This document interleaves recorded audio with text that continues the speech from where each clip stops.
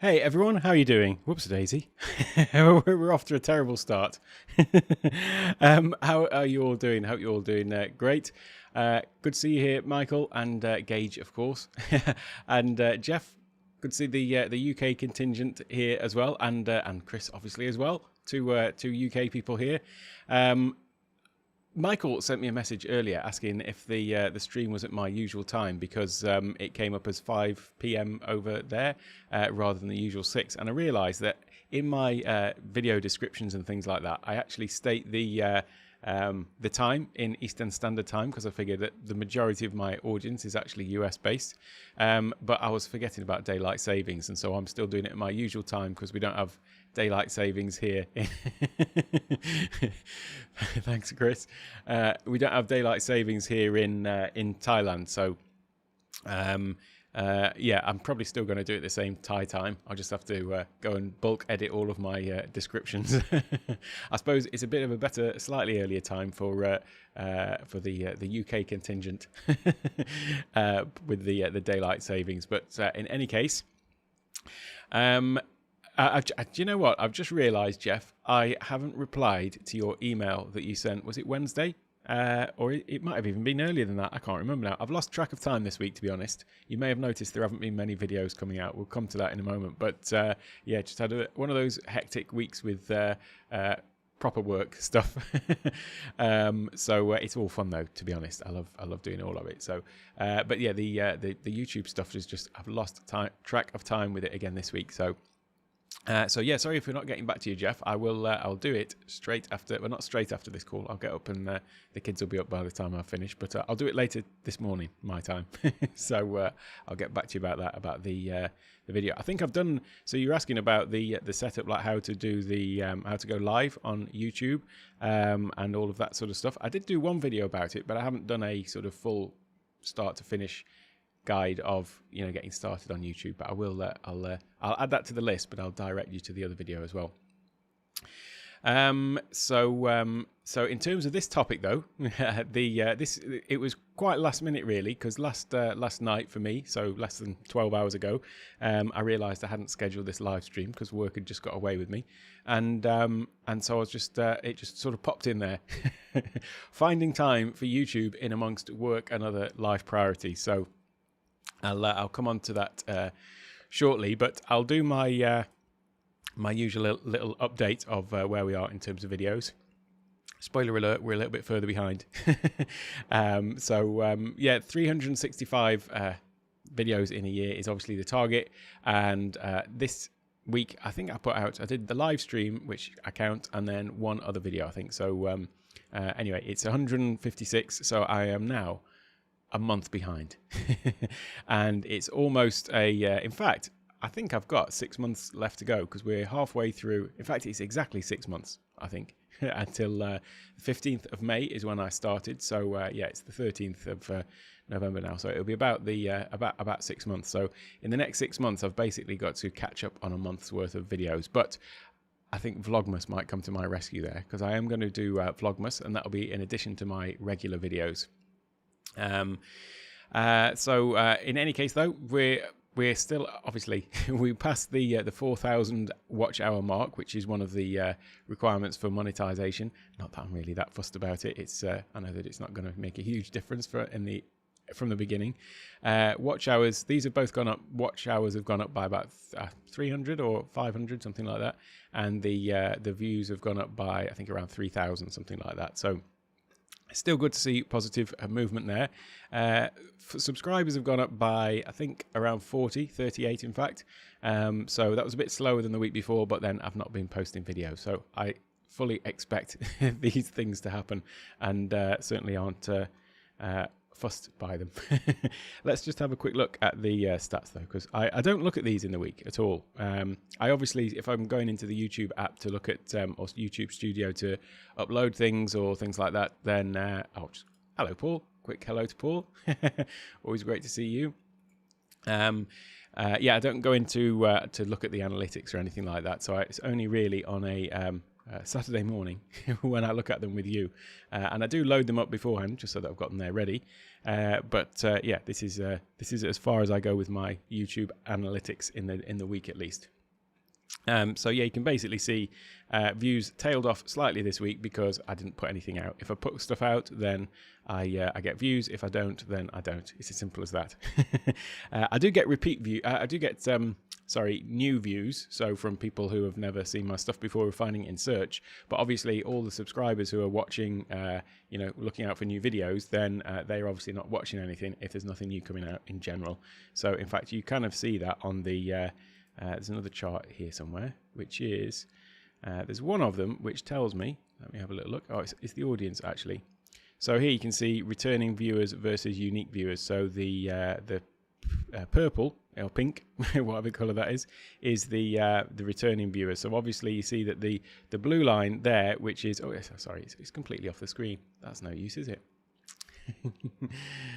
Let me get that back. Right. So it's in view for you. There we go. So yeah, you can see that the light blue sort of new viewers stays fairly constant, but then the pink one sort of goes up and down basically based on whenever I post. So this week I've not posted new videos. Last week I posted more. There was more returning viewers, but this week it dropped down because there wasn't. So it's as simple as that really. I haven't actually had a look at my just while we're doing all of this, I haven't actually looked at my which videos are performing well recently. So this is basically the top videos that I've got. So bear in mind I've done, what is it, 156. Oh, hey Aubrey, great to see you as always. Yeah, just having a quick check through some of my stats. So yeah, but bearing in mind that I've done 156, 58 videos, whatever it was, these are the top 10. So in the top 10, it goes from basically 900 views up to 2,300. So that's the sort of level. I don't know what the lowest is. I don't think I can sort this by views to get the lowest, but in any case, that's these are the top 10. And as before, it's oh, thank you, Jeff. I appreciate that. Let me put that up there and just pause for a moment to think about that. I do appreciate that. Yeah, Stream Deck, Logitech remote setup. That surprises me actually. Troubleshooting a Logitech remote on a Mac. Or perhaps it doesn't surprise me because it is easy to have trouble with with those. Ecamm Live and Stream Deck. I always notice that Stream Deck is pretty heavy in the rankings of the top X videos. Another one here: Stream Deck profiles, Stream Deck new features. Which is better, OBS or Ecamm? Answers on a postcard, please. Then arranging windows with Moom. I'm quite surprised, to be honest, at that. That's been one of the higher ranked videos. It's a great app. I do love Moom, obviously, but it does surprise me that one's up there. And then Shure MV7. So an animated overlays in Keynote, and then Elgato gear. So yeah, it's really the Stream Deck and things like that do get the most views. So if I was going to be chasing the numbers too much, then I'd just start focusing all on Stream Deck. But I'm not going to go down that route, obviously. I'm going to keep doing what I'm doing. And by the way, speaking of Stream Deck, let me just illustrate exactly how busy I don't want to say busy. I've been how focused on other tasks I've been, shall I say. A lot of people who are busy aren't actually doing anything, are they? I've just had some other stuff to attend to. So, but here is my loop deck, which I got 2 weeks ago on Sunday, and I made the video about it, the unboxing and sort of first impressions.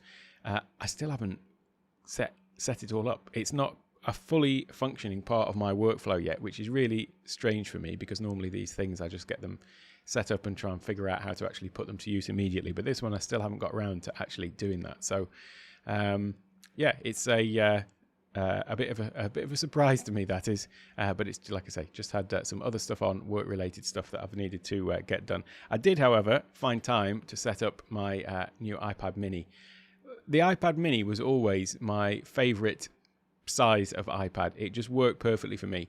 The larger size was it was too big for me to just carry with me everywhere. So it didn't used to go with me everywhere. If I was taking a big like a messenger bag or something like that out with me, that would invariably have the laptop in, so the iPad didn't get used much. And so my iPad Pro that I had before this, my daughter's been using it most of the time, to be honest with you. I use it for telestrating in meetings and things like that with Ecamm, but apart from that, I don't really use it for sort of for much these days. But the iPad Mini that I had before was always my sort of favourite size, and I didn't replace it because it did have a bit of an accident. My original iPad Mini, it was the first gen actually, but I didn't get around to replacing it because the update cycle of the iPad Mini, it just felt like they were gonna cancel it at any moment, to be honest with you. The updates were really slow to come. When they did come, it was kind of like older technology in it, and so I'd never replaced that particular iPad Mini, and I ended up replacing it with an iPad Pro. It was 4 years ago now, so that shows how long it is since I've been on the iPad train, as it were. But when this one came out, I was just so pleased about it because it's really powerful. It's got obviously the new design. I mean, that was the other thing. When they redesigned the other iPads, and then they did release an iPad Mini, but it was still the old design and that. But this one, I'm just already in love with it again. It's just brilliant. I tend to carry this Peak Design tech pouch with me. That's my little man bag that I throw in the car or throw wherever I'm going. And this actually fits perfectly inside there. So yeah, really pleased about that. And I'm just using it a hell of a lot now. And I'm using this for my telestrating telestration as well on in Zoom calls and stuff like that. So I will be making a video about the iPad mini at some point when I've got it all set up and got some things working on it as they should be. I also use it for, it's great with OmniFocus. So I use OmniFocus as my task manager, which is based on David Allen's Getting Things Done system. So if you haven't read the book Getting Things Done by David Allen, highly recommend it. It's a brilliant productivity book, and it's kind of what I base my whole productivity system on, really, or at least, you know, the sort of task management side of it. And OmniFocus is just a really powerful program for that. I will probably do a video about, or 2 or 10, maybe a series of videos on OmniFocus and how I use that, because yeah, it's just a great app. But it works really well with the iPad, I find, and sort of managing daily tasks and stuff like that. I'm back to doing it on the iPad mini now, and things like the I was just about to launch into a thing about OmniFocus then, but basically, in essence, to cut a long story short about the Getting Things Done system, you have like an inbox where you collect all of your tasks, but then you separate them by not just the task and the project they're in, but also by context. So you're only ever looking at you don't have a big long list of tasks, as a lot of task managers might do. You only ever see the tasks that are relevant to your particular context that you're in terms of like what you're working on or where you are. So there's no point being shown a task that's to do with something that you've got to do, for example, at your home if you are somewhere else. So it only shows you what is relevant to where you are and what you're doing at the time. And so the iPad's great for that because it's big enough that you can see, you know, all your projects and stuff like that. But it's and portable, so that you just get to see exactly what you need to do at that time. It also, rather than showing you, for example, in a project, all of the tasks for that project, it will show you the next task that you're able to complete in any particular part of the project. So there's no point seeing sort of 20 tasks deep if you're only able to complete the first one first, if you see what I mean. So it's just a really nice system for task management. So I've been doing that on my my iPad. I do find, even though it's smaller, it's still great for telestration on the with Ecamm, because although the other one, the iPad, I'd have it sort of landscape, I would only ever be writing on sort of part of the screen, the part of the screen that I wasn't on, basically. So on one side or the other. So what I've done with this one is I've just taken to using this in sort of portrait mode and then writing on it, but it's just on one side of the screen, basically. So I'm not actually losing anything over the iPad, over the larger iPad from that point of view in terms of like telestration on the screen and stuff like that. So I've been spending a bit of time getting that set up. Telestration, sorry, I mean writing on the screen. Hang on, let me just do this then. Writing on the screen with the iPad. Let me quickly get this up. I hadn't actually set this up. I wasn't expecting Telestration, sorry, I mean writing on the screen. Hang on, let me just 1 second while we're here. It shouldn't take me a second. Writing on the screen with the iPad. Let me get this one up. Quickly get this up. I hadn't actually set this up. Just change to Telestration, sorry, I mean writing on the screen. Hang on, let me just 1 second while we're here. It shouldn't take me a 59 easy steps. Writing on the screen with the iPad. Let me get this one up. Quickly get this. I hadn't actually set this up. Just change to Telestration, sorry, I mean writing on the screen. Hang on, let me just 1 second while we're here. It shouldn't take me a 59 easy steps. Writing on the screen with the iPad. Let me so if I now turn on, I haven't actually set this up. Illustration should work. Illustration, sorry, I mean writing on the screen. Hang on, let me just 1 second while we're here. 59 easy steps. Writing on the screen with the iPad. Let me so if I now turn on, and then illustration should work. Illustration, sorry, I mean writing on the screen. Hang on, let me just 1 second while we're here. 59 easy steps. Writing on the screen with the iPad. Let me so if I now turn on, and then illustration should work. Illustration, sorry, I mean writing on the screen. Hang on, let me just 1 second while we're here. 59 easy steps. Writing on the screen with the iPad. Let me so if I now turn on, and then illustration should work. Illustration, sorry, I mean writing on the screen. I have an I tell you why that is. 59 easy steps. Writing on the screen with the iPad. Let me thank you, Paul. That was because my iPad mini was not muted. So in any case, Jeff, this is what I'm talking about. I'm talking about writing on the screen. If I get my pencil up, get the right color, like this.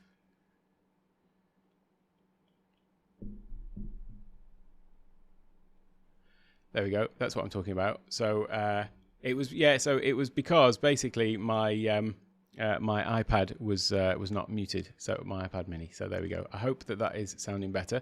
But that's what I was talking about in terms of the telestration. It's writing on the screen. Look at that. It looks like I've got an empty iPad, doesn't it?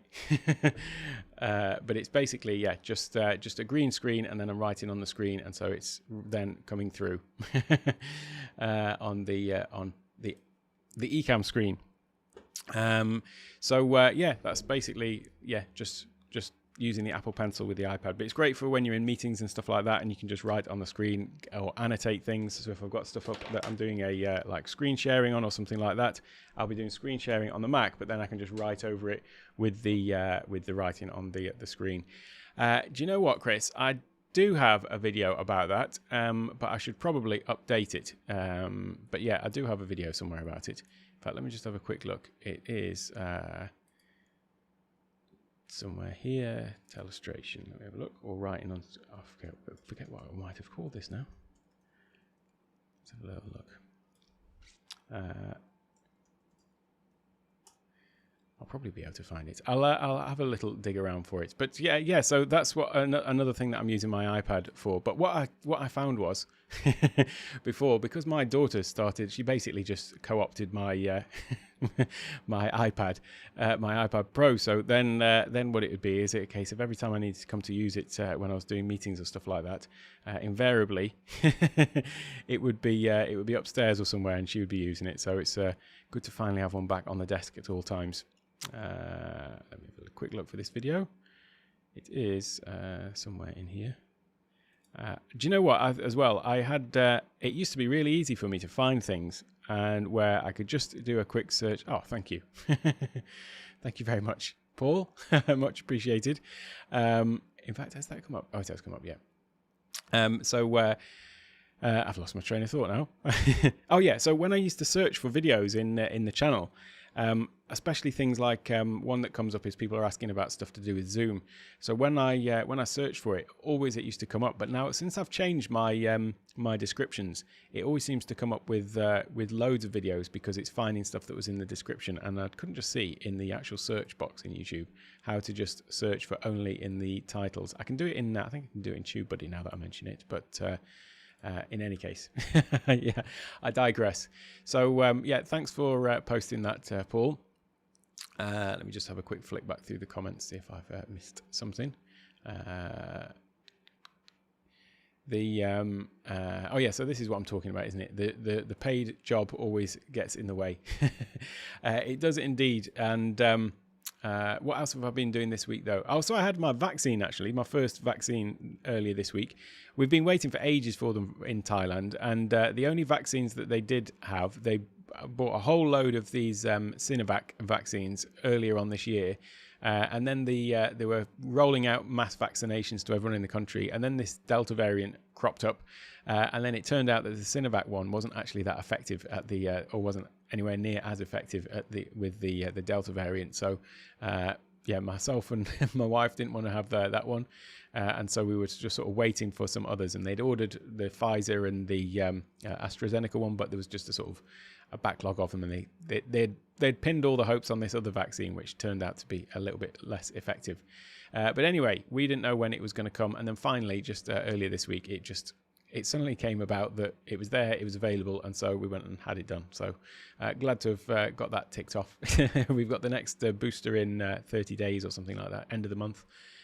So yeah, that's good. Just in time for my parents to visit, because they're coming over Christmas and the a New Year's coming for a couple of months. So yeah, it'd be good to have it all done and boxed off by then. And what else has happened this week? Apart from, so it's basically just work and that. So what I'm going to do is I'm going to stick up my little link, because I've not got a huge amount to talk about today. So somebody feel free to jump on. But the thing about the work, I'm finding time for it. I don't know what everyone else's schedule's like, but I've talked about this so many times. My sort of window of opportunity for YouTube is this time between 4 and 6 a.m. every morning, which is my sort of like quiet time where I can do it, where the kids aren't up and about.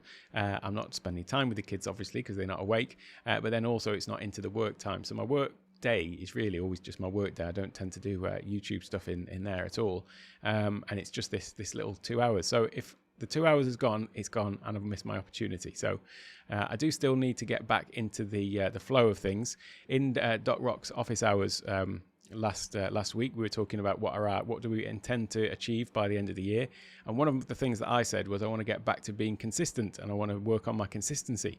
And everyone sort of laughed because I have obviously been posting a lot of videos, but I really haven't been consistent. And regular viewers will know that for the past month, I have not been consistent at all. For the first 120 days, it was pretty much a video a day.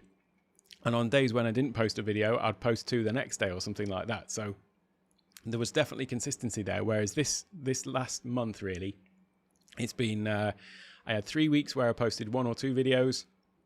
Last week was actually quite good. I did post 7 videos, but then this week just gone has been, like I say, only 2. So there's definitely a consistency problem there. Oh, it's not a problem. There's definitely inconsistency there, though, and I do need to work on that. The other thing that I found that has been disrupting me. This is excuses coming out, but to my mind, reasons as well. I've been having these late night Zoom calls every Friday, and I say late night like that because it's only from 8:30 till 9:30. So I know that there's some of you watching now who it's far later than that, but for me, I always go to bed typically for not as long as I can remember. For a long time, I've been going to bed at 8 o'clock, and then I get up at 3 o'clock. That then gives me this 4 till 6 time to work on my YouTube stuff after I've got ready, had my coffee and all that sort of stuff. But having these Zoom calls late on a Friday night, that finish at like 9:30, that means that by the time I've actually shut everything down and finished properly doing what I'm doing, then it's like 10 o'clock, and then it takes me an hour to sort of for my brain to sort of wind down and slow down. So I'm going to bed at basically like getting to sleep at about 11, or maybe between 11 and 12 sometimes, but I'm still getting up at 3 o'clock. So when I've been doing these live streams for the past 10 weeks now, it's usually been on like 3 or 4 hours sleep. I don't set an alarm for it. I just still wake up. My body clock just wakes me up at that time. But it does mean that I've been doing them on a lot less sleep. And to be honest with you, if I was getting up to actually record a video now, like having not had the sleep, I probably wouldn't do it. I wouldn't be in the right sort of frame of mind to necessarily sit and do it. You notice I'm probably stumbling over some of my words on these. So yeah, but it's had like a knock-on effect to the rest of the week, really, because it sort of throws me out of balance by having these. I also, for the same project that I'm working on, I also have one on a Wednesday evening as well, which is not quite as late, but it's a 2-hour meeting just before bed. So I ended up going to bed a bit later then. And I'm realizing now that this is actually disrupting my whole patterns, because rather than going to bed at the same time every day and waking up at the same time every day, and I'm a bit of a stickler for sort of routine in that respect, by having this sort of disruption, it is actually throwing my my whole sort of routine out of whack a little bit. But fortunately, it's the last week of this is next week. So as after next Friday, then for the time being, I won't be having more of these ever so late night meetings that end at 9:30, and so hopefully that'll help me return to a little bit of normality. I do have a number of different video series. I took on board what we talked about on my live stream. When was it? 2 weeks ago, where we were talking about having a whole like a series in a week. So I'm planning on doing basically 5 videos on a topic in a week, then one perhaps like random video if you like, and then also the live stream. So that would be my 7 in every week. I am going to get back to doing the shorts as well, not instead of, but as well. Just got to get back to. This is the same conversation I've had with you all, isn't it? For the past 4 weeks, I've just got to get back into the routine. But I can feel it's so close now. And then, as I say, I'll be doing Vlogmas as well. So that should catch me back up with my my missed videos between now and the end of the year. The target for my New Year's resolution is to be back up to back on top of the videos. So Yeah. Oh, thank you very much. I appreciate that. I'm not beating myself up about it. I'm just being honest and open with all of you lovely people.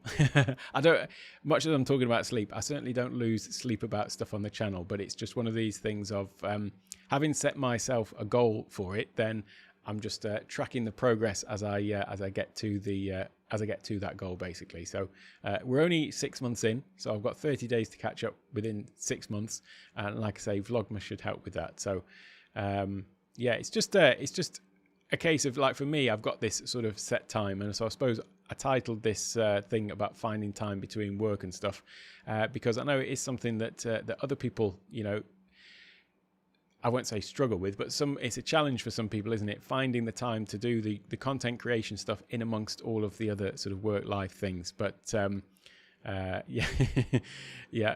I am a good napper. I'll say that. My wife always laughs and says that I can sleep anywhere. I literally can. So usually for the past few weeks where I've been like having not as much sleep before my live streams, then I do definitely get some some nap time in on the Saturday mornings after my stream. So I forget your name, by the way. Can I just ask, Driven Spice? I do forget. I'm sure I've asked you your name before, I think, but I can't just remember. So I do like to call people by their names. But thank you for the comment, though. I do appreciate it. It's the same with all of this YouTube stuff for me, though. It is all just one big experiment. That's why I like to try out different things. I'm not, and obviously share them with all of you. I'm totally open and transparent in that respect. It's just about seeing how things go, and yeah, not beating myself up about it. But like I say, I always care about the numbers, but I don't really care about the numbers.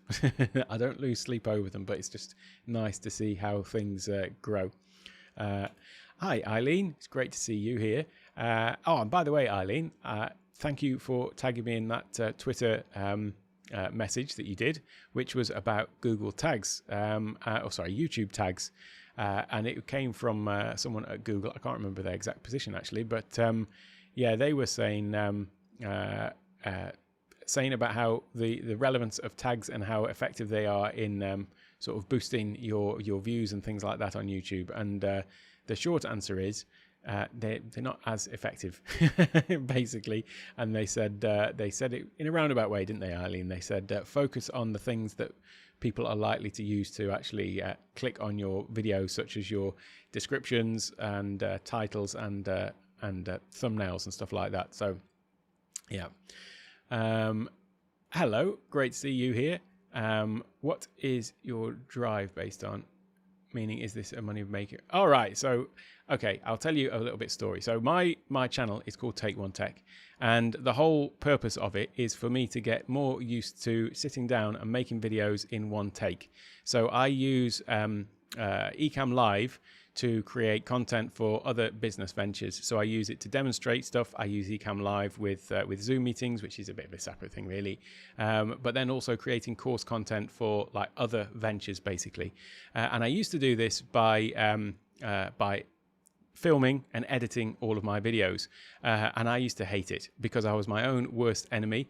I used to I used to give myself a terrible job, really, when it came to editing, because I would constantly be retaking things, like even just getting through, you know, I'd have a sentence or something like that I wanted to say, and I'd retake it, you know, multiple times. So then when it came to doing the editing, I actually really dreaded coming to do the editing, because I knew what a difficult person to work with I was in terms of the content that I'd created, and I'd have to be editing myself like to, you know, ridiculous lengths to actually get something together. And then once I'd done that, it wasn't particularly great because there was loads of edits in it, so it didn't actually flow properly. So I was my own worst enemy, really. And then when I discovered first OBS and didn't like that, and then Ecamm Live, I realized how if I'm just talking like I'm talking to all of you lovely people, there's no trouble to just talk. So why don't I just actually talk like that when I'm doing my my videos, and then capture that live. And if there are a few mistakes and errors in there, I don't think people are going to mind too much if it's just, you know, the odd and things like that, people are quite forgiving, I find. So I decided that I wanted to try and get better at doing these videos, my tutorial videos. This is a live, but my goal is 365 videos in a year, and the reason for it is I want to just practice this skill, if you like, of just sitting down at the computer and making a recorded tutorial video, or whatever it happens to be. But that's what I do, and so I figured I'd start a YouTube channel as a way to do that, and to also get over my my recovering perfectionist nature. So I am a bit of a perfectionist, and I tend to overthink things sometimes, and unless they're absolutely perfect, not put them out. So this whole channel was like an antidote to that as well. It was a case of me just getting over myself and saying, right, well, let me just put it out. And like I said, if it has got a few ums and ers and stuff like that, so be it. Let's see how people deal with it. And it turns out that people do, they are quite forgiving, and my content has been relatively well received from my point of view, considering where I was coming from before, thinking like, oh, I can't put this out, it's not good enough. So the channel is not a money-making venture as such. I do want it to be at least cost neutral, and it has been so far. I've started it six months ago, so 15th of May was my first video, and that was a live stream, and then, as I say, sort of more or less a video every day for most of the time since then. It's really a journey of self-improvement, self-discovery, and experimentation. And it's just to see sort of what happens as well if you do post consistently to YouTube. That's what I do on these live streams. Is at the beginning I talk about my stats and how things have gone the last week, and how the channel's grown, just to share with everyone really like what my experience has been of just posting consistently, and the results that other people might be able to expect by doing the same really.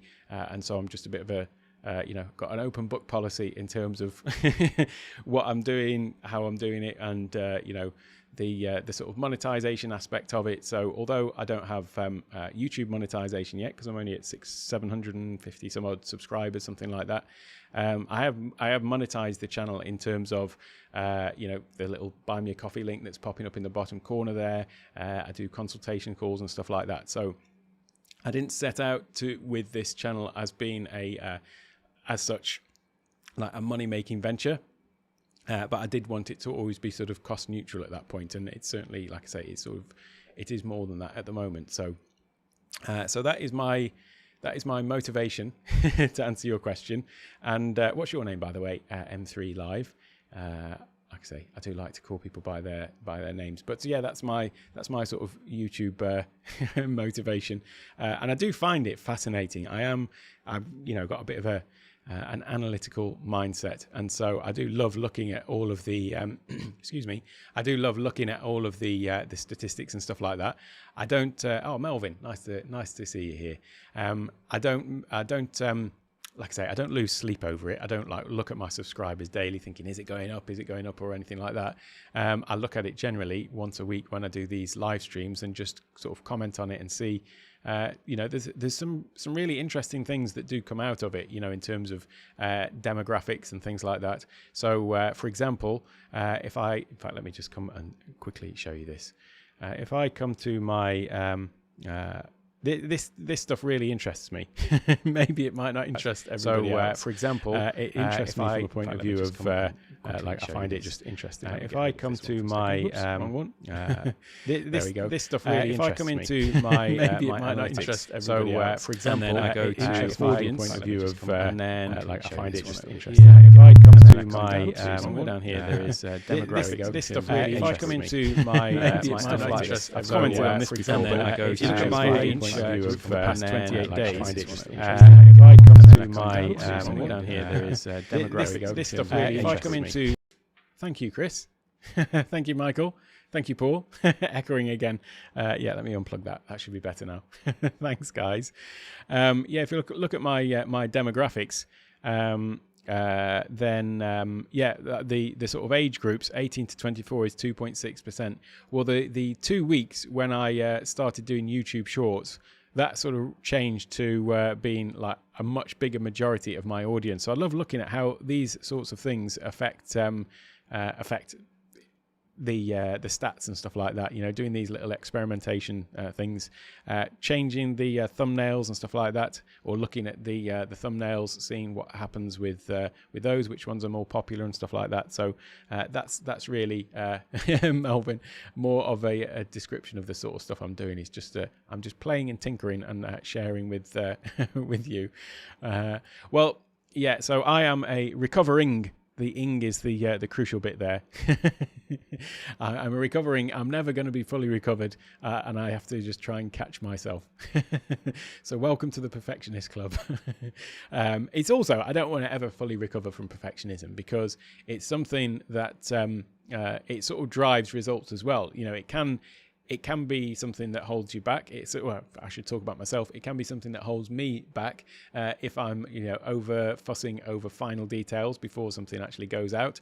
But on the other hand, being a perfectionist is something that drives you to high standards. And if you fall slightly short of it, then you're still hopefully up at a high level. Whereas if you aim for mediocrity, you're never going to get to the higher level. So yeah, I think it's got pluses and minuses, but in this context, the recovering perfectionist is about the part in me where it has held me back in the past. So let me have a quick look through some of these. Oh yeah, you've always got to be on your guard when Eileen's in the building. The swear jar's always there. So that video that was about the tags from the video creators channel. Yeah, it was really interesting. That was. Yeah, well, it's just yeah, the thing about the mistakes is, and I don't know whether that's intentional, the mistake in the word mistake. I'm hoping it is. But yeah, I mean, I just basically got over that, and I do fluff things and make mistakes and stuff like that, and I just try and roll with them now. And as long as it's nothing too massive or major, then just sort of go with it, because and I also just think of it as opposed to when I used to make videos, and it was almost like I was doing it anonymously to nobody. I would really try to be that perfectionism thing would come in, and everything had to be absolutely perfect. But then when I started doing this channel and started connecting with people, it feels a lot more to me now that I'm just speaking to somebody and I'm talking with them. And in real life, when you're talking with people, then it's you do make mistakes, don't you? You do forget what you were saying. You do say and things like that occasionally. So if when I think about it, when I'm doing my recorded videos, obviously this is live to all of you, but when I'm doing my recorded videos, I do just think of somebody that I'm speaking to usually, and that's usually because I genuinely am. There's somebody who's asked a question or something like that, and so I'm really just talking to them into the camera, as opposed to talking to anybody else. So that's. That made it a lot easier then to, when I do make a little mess up, a little blunder or something like that, to just sort of roll with it basically. But yeah, thanks Chris, appreciate the comment.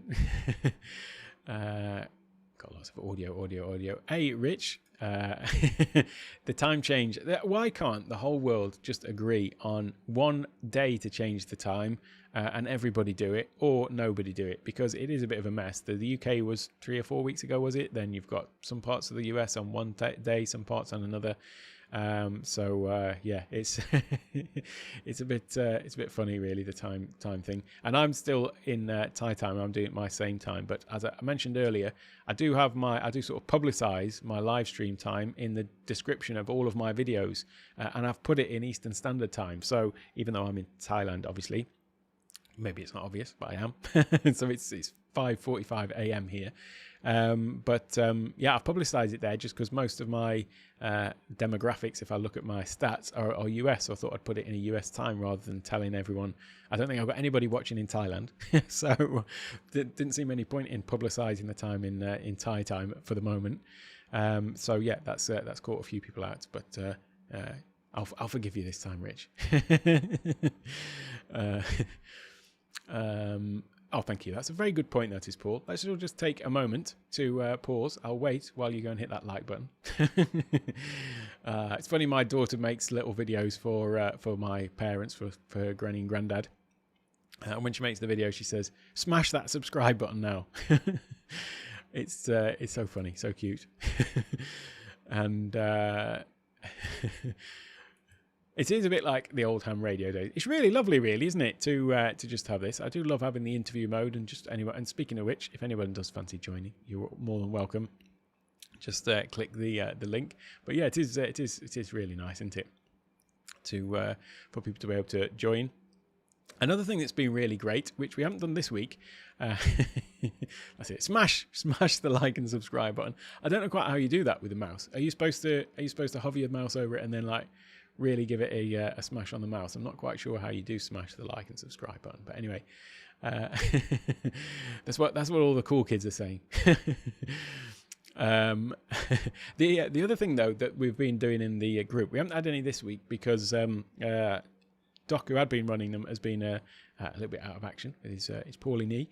These what do they call them? The Ecamm Fam Jam sessions. In fact, let me just pop up the little. I've even got the little thing. There we go. The Ecamm Fam Jam, which is basically a co-working session on Zoom.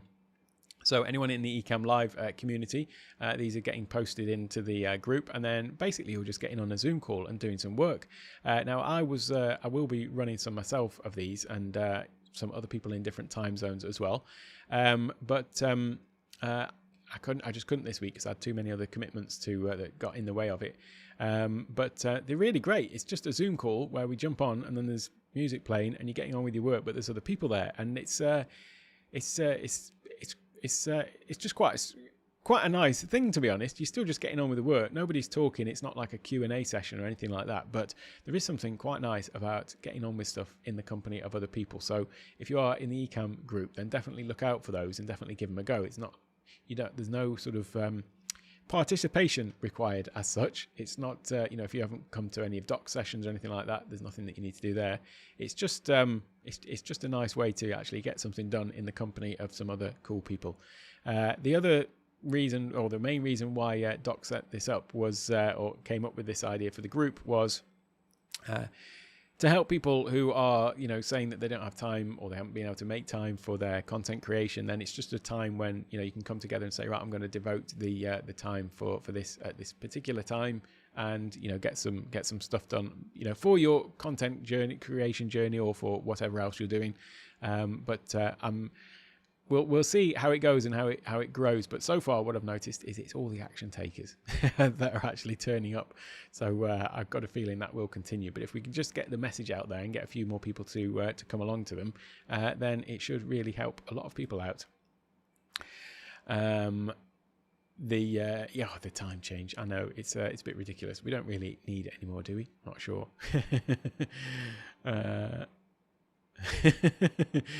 Yes. So it's that. So yeah, the times on the last Ecamm Fam Jam were a little bit off, weren't they? on all levels. But anyway, do I see a comment from you about a Twitter test? Are you using Restream? That's interesting. No, I don't, Eileen. Let me have a little look. I'm only getting YouTube comments now that you mention it. That's very interesting, Eileen. So if you've commented on my Twitter and I'm using Restream, because I'm using Restream. I'm streaming this to Twitter, to Facebook, and to where's this? YouTube. Twitter, Facebook, and YouTube. And yeah, I'm only getting the YouTube comments, actually. So if you've commented, Eileen, on my my Twitter, then that is very interesting. You've got me wondering now. Let me have a quick look. Obviously, Restream, the idea of Restream is... so Facebook's working. So Facebook's working, and there we go. I am not indeed seeing it from... Whoops, Daisy. I'm not seeing... I'm seeing your... Now I'm looking in Twitter. I'm seeing your comment, I think. Am I? Twitter live comments need a lot of work. They do indeed, don't they? So that says live. I can't actually see... In fact, I can't actually see your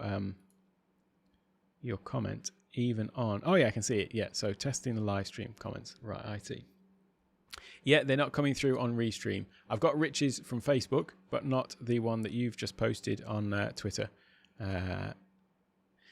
Right, I wonder who that is then. Is that Restream or is that Twitter? I wonder. Yeah, that's a little bit. I mean, I know that Doc's not a fan of Restream, is he? Because it's kind of you're segmenting your audience. Oh, that's the other place. It goes to Twitch as well. I don't do anything on Twitch. I don't know why I did it. I think it was just one of those things that when I set up this channel, I thought, well, here's this tool that you can stream to multiple places, and so I set it up to stream to. Originally, it was Facebook, YouTube, and Twitch.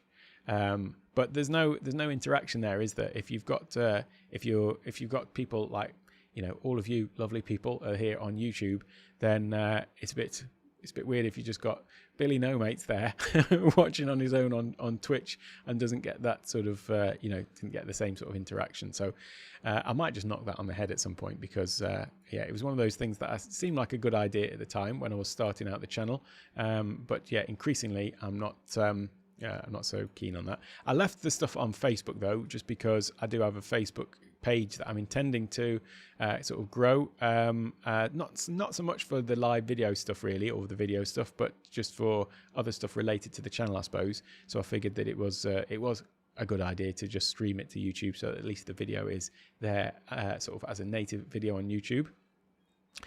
And we've got somebody from the UK coming in. Mr. Chris Tim. Second, let me just add Chris in to here. And there we go. Hey, Chris, how are you doing? Hey, I'm good. How are you, Alec? Very good, thanks. Very good. Glad you could make it. I know it's a very late hour for you. It would certainly be a very late hour for me over there. Yeah. Sorry, I'm just going to adjust my earpiece. There you go. Yeah, it's not too late. I guess it's 10 to 11. Yeah. So. That's way past my bedtime. Yeah. Normally past my bedtime as well, but I stay up specifically for these. So. Oh, thanks. Just quickly, Eileen's just jumped over to Twitch, and the comments are working from Twitch, Eileen. So that's good to see. But yeah, the Twitter one's not. And hey, Alicio, good to see you here as always. So how's stuff going for you, Chris? Are you feeling better first of all? Oh man, I was so ill. I had a really bad cold. I think I told you, and it's called a super cold apparently, whatever that means. It wasn't COVID. I did all the tests and all that, but I was just literally out of action for about 13 days. Could hardly speak, and runny nose, sore throat, all that kind of stuff. Yeah. So I think because we've been isolated for so long, I think the germs kind of came back with a vengeance, right? And they were like, right, we need some people to infect. Let's go and let's infect them doubly hard, right? So, we got some catching up to do. Absolutely, yeah. And how's things going with your channel? I know you're looking to do something. How's things going with your personal channel? I mean, it's. The personal one's not really going as well as I had kind of hoped, only because I haven't really done a huge amount with it. The time thing again. Yeah, it's a time thing. Although I commented earlier on, I've actually decided to take Fridays off now. So I don't, I pretty much made it a thing that I don't work Fridays. Brilliant. So I've pretty much, closed my diary. Don't do any work on Fridays. That's a good move. And that's and really the idea and the purpose of that is so I can focus on my channel and focus on YouTube and building stuff, just because otherwise work gets in the way, and I just get too busy and just don't have time to do anything. So having sort of allocating a specific time for it's definitely good. I mean, that's why I seemed to do well in the beginning. I've got to get back into my routine, but having that sort of block time, which was just I dedicated and said that is my sort of YouTube 2 hours or whatever it was, it does sort of make a difference. Making the time for it. Yeah, exactly. And I think that's the thing is, I've played around with Ecamm so much and tried to get it to be perfect before I start recording, and then I've realized I'm actually wasting time not doing the recordings and Like I said as well, I make a lot of mistakes and then I kind of start again.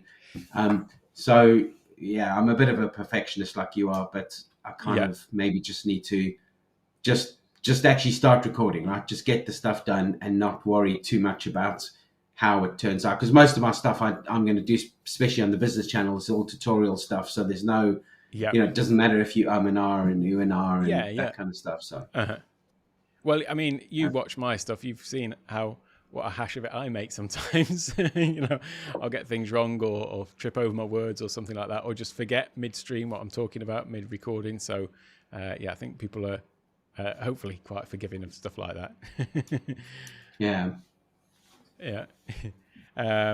The one thing that I do sometimes retake is those first little introductions that I do to my videos, where I say, because once I'm actually talking about what I know about the content, then I've got no problem with that. But sometimes when I go in to do these little introductions, basically like who the video's for, the bit before my sort of title sequence, I often just go straight into that without really giving it any thought, and then I think, what am I talking about here? And so I've got a little button that I press that just sort of resets everything, and I just go again. So I sometimes do like a couple of takes of that just first bit, but just go straight into the video again. But after I'm past the titles, that's it. I'm off, sort of thing. Yeah, I think I need to learn that as well. I think I need to kind of not be so hard on myself when I make a few mistakes and and just kind of let it go. Especially on tutorial stuff, I think people are just, as you say, people are fairly forgiving and not too bothered about you kind of as long as you're sure of what you're talking about and as long as your content kind of makes sense, then I think most people are fairly okay with that. Yeah, and if they're not, then in fact, find another channel. Well, exactly, yeah. Yeah.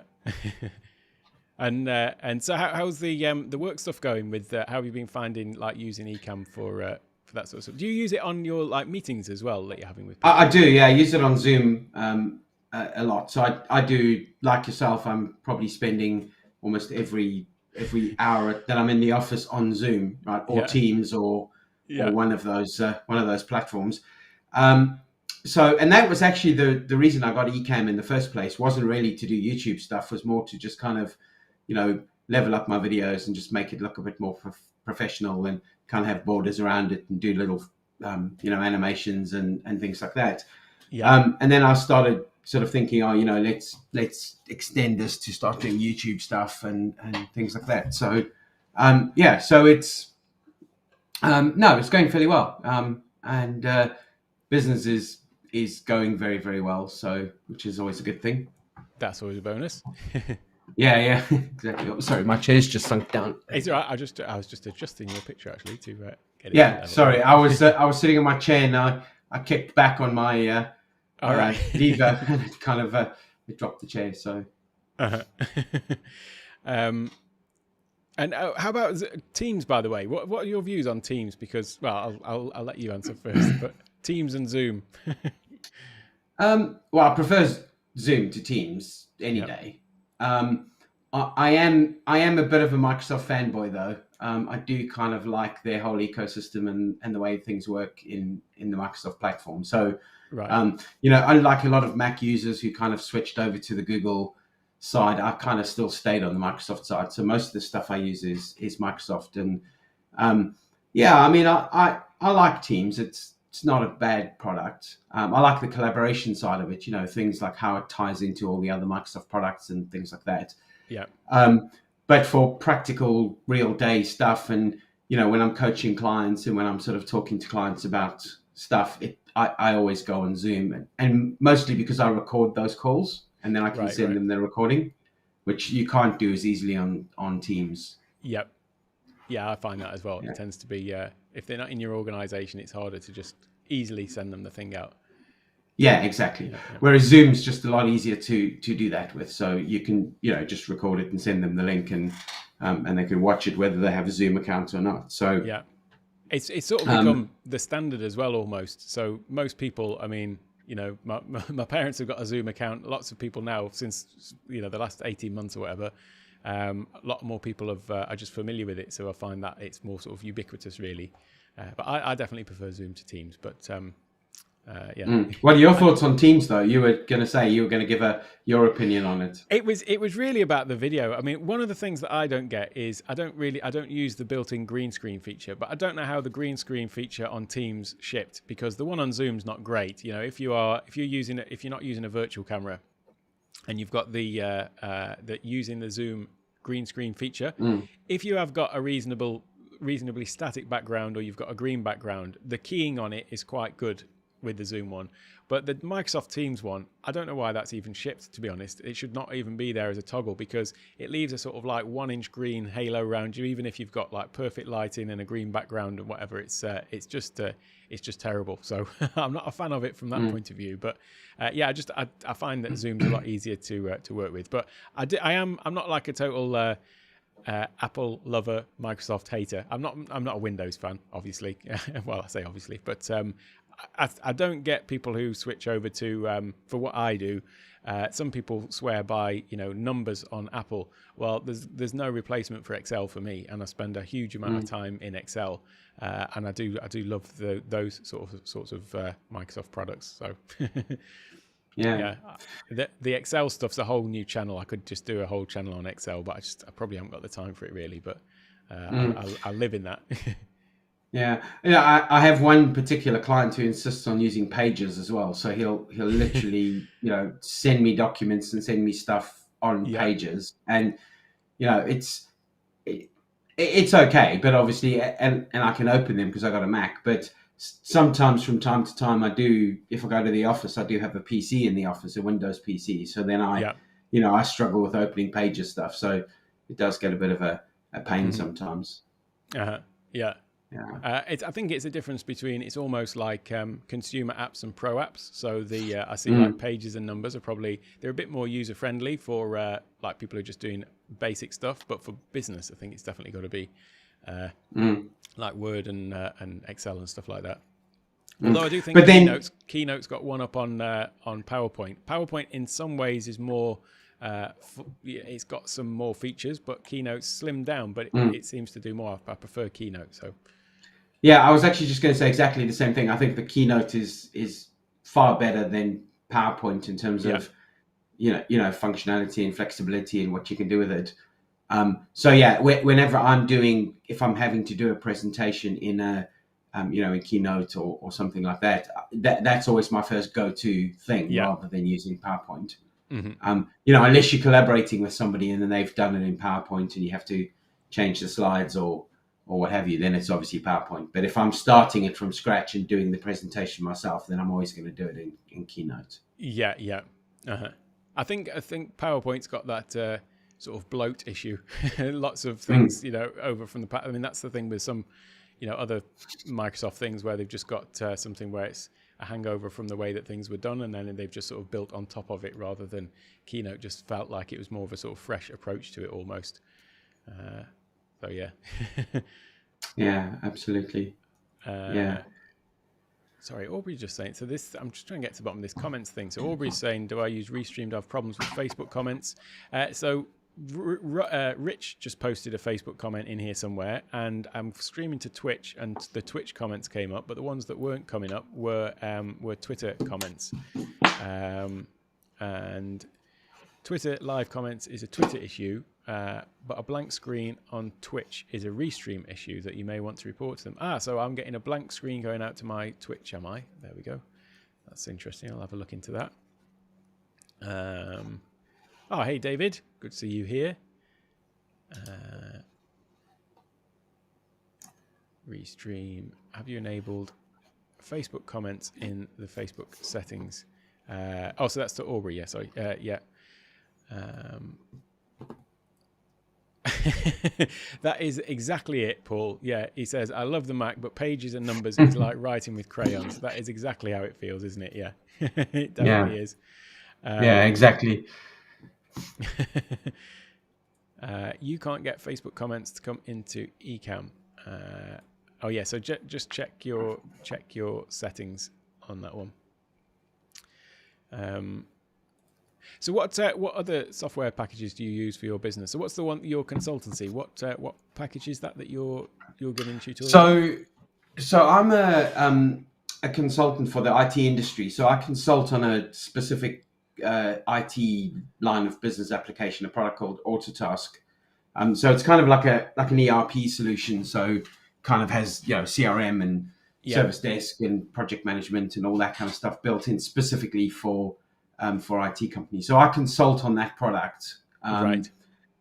And I do a lot of tutorials on that. So very, very niche stuff. It's not stuff that the average everyday man in the street would be watching, because it's most people wouldn't understand it. But if you were specifically using this product and you were in the IT industry, then there would absolutely be something that people would be watching. Got you. So yeah, I do a lot of consulting on that. But yeah, I mean, in terms of product, you asked what I use. So I've started using Keyboard Maestro, which is, I know, one of your favorite tools. So that's a great productivity tool for me. And I think my all-time favorite tool that I use a lot, which I know you use as well, and I loved your videos on it, is Text Expander.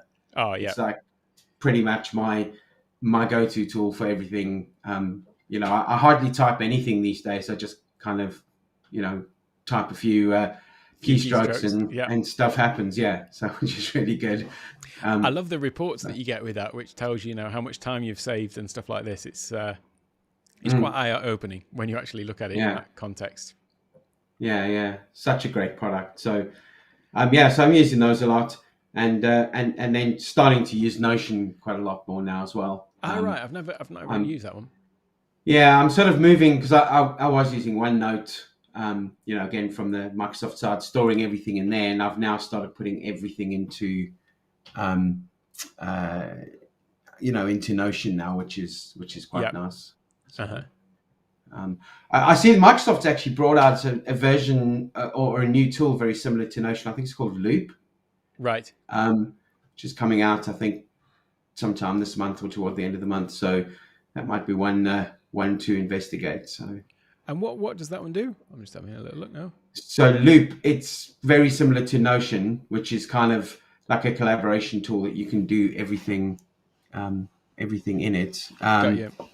So I don't know if you know, like, the kinds of stuff you can do in Notion, creating all your pages and your databases and all that kind of stuff. Right. And Microsoft Loop does a kind of very similar thing. I think it's their sort of their answer to kind of what Notion does. So I might end up actually switching to that, because everything else I do pretty much is in the Microsoft ecosystem. So that's pretty cool. So it looks like a good product. I think it's only just it's kind of just launched or just about to launch. So so that's one to watch, I think. Yeah, well, I use OmniFocus for all my task management, but then like all notes and stuff like that, I just use all text files actually. So and then I use a program called NVAlt, which is there was a program called Notational Velocity, which was just a text file viewer basically, and then they came out with NVAlt, which was Brett Terpstra did like a fork of it basically.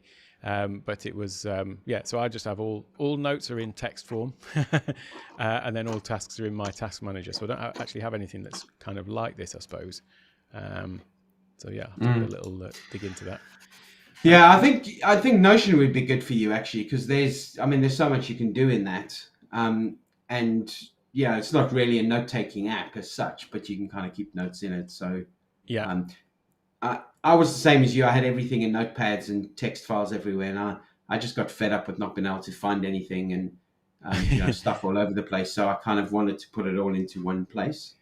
Yeah, well, I can find all of mine at a few keystrokes, because I've got my file naming system, and so NVAlt, basically all my text files, there's like 60,000 of them, something like that. They all sit on Dropbox, and then NVAlt just can search and find them on there. But then the other good thing about it is, because it syncs and the text files are so small, it syncs to all my devices. And then I've got different apps on my my iPhone and iPad and stuff like that. So I use Writer on the iPhone and iPad, and that I can just search and find everything. So I've got a file naming system that means that I can generally find what it is quite quickly. So it is quite light from that point of view. The other thing is, I used to use what's it called, Evernote. when Evernote first came out, I thought this is going to be brilliant. It's like a place to store all my notes and all this sort of stuff. But I didn't like being sort of tied into an ecosystem. That's one of my things. The thing about a .txt file is it's pretty future-proof.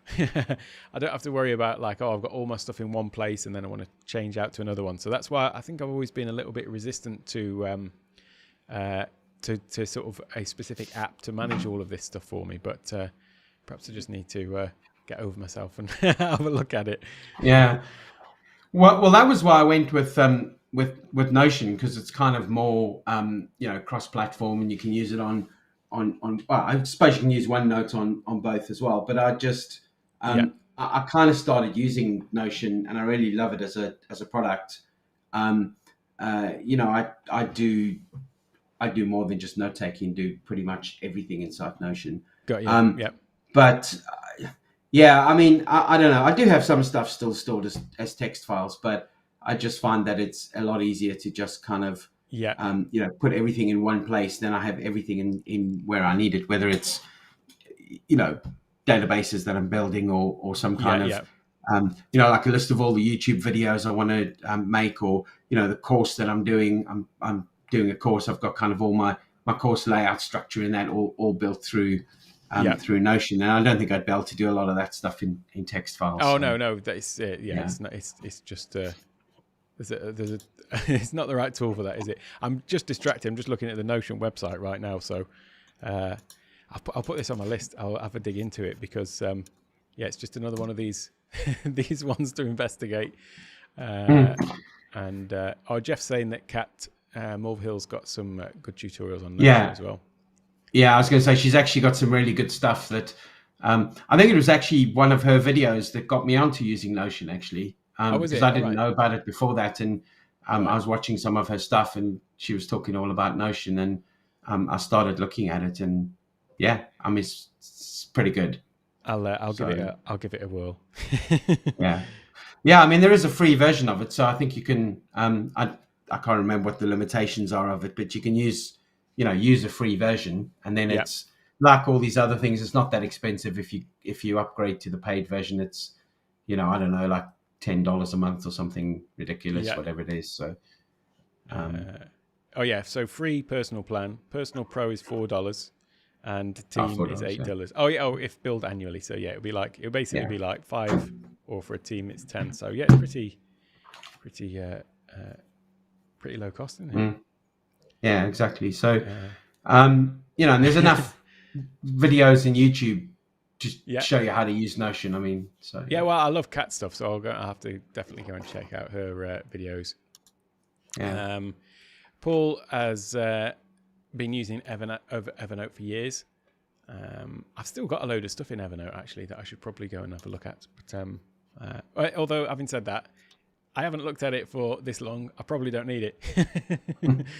It's one of those things, like for ages when I'd like move house, I'd have a box of stuff that I'd packed up to move house, and then we'd move house again, and then the box would still be there unpacked, and then I'd move house again, and it still hadn't been unpacked from the first time. And I just kind of thought, if I haven't unpacked it in all this time, I probably don't need it.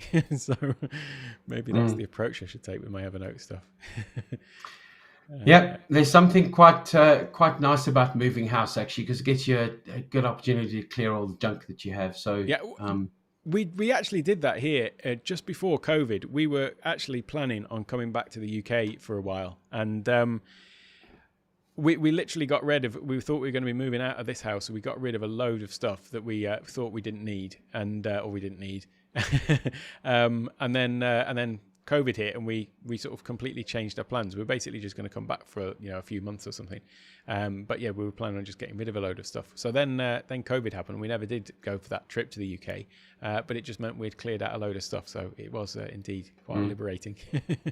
Yeah, I mean, I had a house down south in the UK, and I sort of decided I was going to move out, and I sort of moved more west in the UK, and I basically just cleared the entire house out, got rid of everything, either threw it away or sold it, and just literally had a suitcase, and I was like, right, that's it, I'm starting again. And I just I cleared everything, and it was great, because you kind of climb up in the loft, and there's stuff in there that was there for like 10 years ago and I didn't even realize I still had.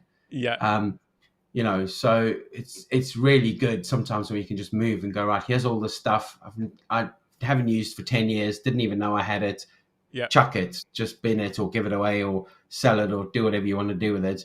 And then, and then when you move to a new house, you can just go, right, I'll start again and I'll start with a clean slate, buy new furniture, buy everything new, just start new. And it's great. Uh-huh. I always find the one that gets full up with me is the cable cupboard. Like all of the, when we cleared out, I found I'd got like firewire cables. First of all, why am I keeping them? But second of all, they're not compatible with anything. I always find like I've got this cupboard in my office where it's like, oh, something's come, I've got a cable, I don't need it now, but I'll save it there because I'm sure I'll need it at some point. So seems to have like 10 times more cables than I do actual devices. Yeah, absolutely. I don't know if you ever saw that. I don't know if you know the comedian Michael McIntyre, a UK comedian. Yeah, he's got this the skit he does about the man drawer, and he kind of, he says like every man has a man drawer, and you open it up, and there's like batteries in there for things that and you got remote controls for TVs that you don't even own anymore, but one day you might need it, and then he says this thing about he's got like old Greek money in his drawer, and he's like, they don't even use that money anymore in Greece. It's now the euro, but one day somebody might accept it, so I'll keep it. And it's really funny, and because you can identify with it, and you sort of open your drawer and you're like, yep, I got all this stuff I never need, and I'm never gonna. I could do that right now. Yeah. Yeah, exactly. Yeah. And so I always, every time I open my drawer, I always think about the man drawer skit, and I'm like, yep, there's just everything in there that you're never going to need, but you want to keep it. Yeah. With me though, if ever I have like a massive clear out like that and just get rid of everything, then guaranteed, like the next day or within a week, there'll be something where I thought I need that thing that I've just thrown away. It's like, you see, I should never have thrown it. Yeah, exactly. Well, that's my justification for hoarding stuff as well. Unless you move house, right? Then you just get rid of it. And I'm always of the opinion, if I need it again, I'll go and buy it, or borrow it or do whatever I need to do. But but it's the same with me. I'll often throw something away and then like, oh, I really needed whatever that was that I threw away, and it's invariably the very next day that I need something that I've just thrown in the bin. So yeah. Oh, this is exciting. Michael has just got his new, that must be your new MacBook arrived. That's always great. New nice. New MacBook Pro. You'll have to let me know how you get on with it. Having waited for so long for the 16-inch MacBook Pro, waiting for the M Series one, because I didn't upgrade my my laptop. Well, I've running on an ancient laptop for ages, but waiting for the newer versions of them. But then I went and bought this Mac Mini, and I'm not sure I'm going to bother getting a MacBook Pro at the moment. I'm quite happy with the Mini, and I'm not moving anywhere.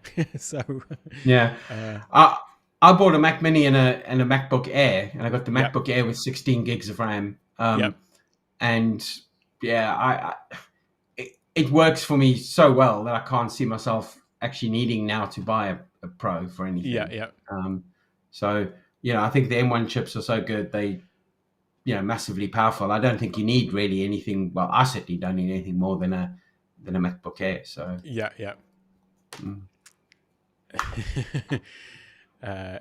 will you come up for air next week, Michael? That's what it's like with a new thing. Although, to be honest, I still can't believe that I've had this loop deck for nearly 2 weeks, and I still haven't properly set it all up. Speak of the devil, Michael's just joining. Hang on a minute. There we go. Whoops, that's the wrong one. Hang on a minute. Where's Chris gone? This one. This one. No, wrong name though. Wrong name. Look at this. Let me just get rid of these names. I'll sort those all out later. Let me just come and adjust the this one. 1 second. I've adjusted the color on here. How are you doing, Michael? I'm doing well. But you're double audio again. Is it? That's interesting. That might be because you're. Have you got the YouTube window open? Because my iPad isn't plugged in. Yeah, you probably need to, Michael. You probably need to turn off your YouTube. I had the same problem. Okay, all right, hold on. Yeah, that'll be what it is this time. Yeah, last time it was because I'd got my iPad plugged in, and then the iPad channel was open, so it was actually just playing through that.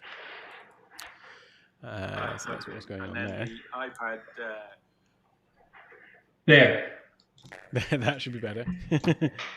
Yeah, I closed it. It's. However, great stuff. Nice. I didn't come on earlier because I received a message that they were on their way with it, and I didn't want to be in the middle of talking and have to go answer the door. Yeah. Oh well, great that it's come. I know what you'll be doing for the rest of the weekend. Oh yeah. I thought about doing an unboxing, but I don't know if I could wait long enough to do a video on it. Just switch the camera on and do it. That's all. Yeah, that's it. Yeah. Oh, I'm tickled. It actually took a little longer than they said, but that's all right. It's here. Uh-huh. And how are you feeling, by the way? I know you weren't feeling too good earlier this week. I'm much better than I was last week. Oh, I couldn't believe the pain I was under. Oh. And it just, I mean, initially I thought it was a heart attack, but the longer it went on, the more I realized it couldn't be a heart attack, because with pain and a heart attack, it goes away or you die. It doesn't last for hours and hours. Yeah. But I went to the doctor anyway, and he ruled out that it was not a heart attack. But he told me, I think I may have told you, he told me I sit at the computer too long. Yeah. Welcome and to I the club. said, yeah, I said, but I sit at the computer for the last every day and nothing's happened. He said, well, it finally caught. Yeah, so what can I say? Uh-huh. Yeah, I think so.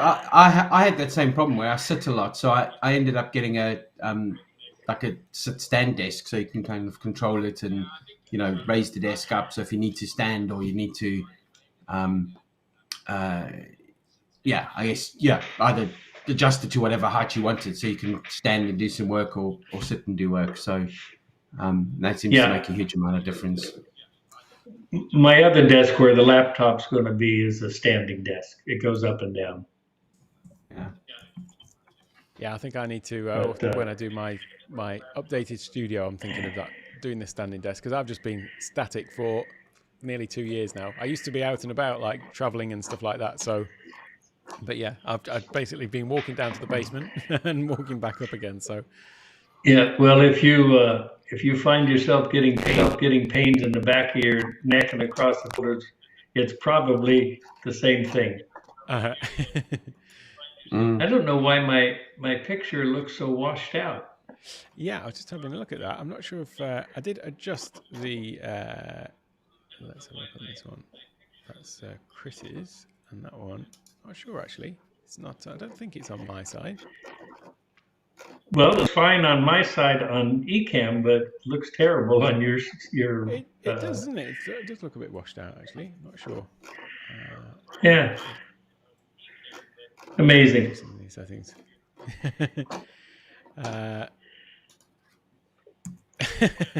Jeff says the delivery has scared you and the colour's almost gone. Yeah. Well, I wonder why that is. Let me try and adjust it. That's true. I can adjust it a little bit, but it was at the normal settings actually, so I'm not quite sure.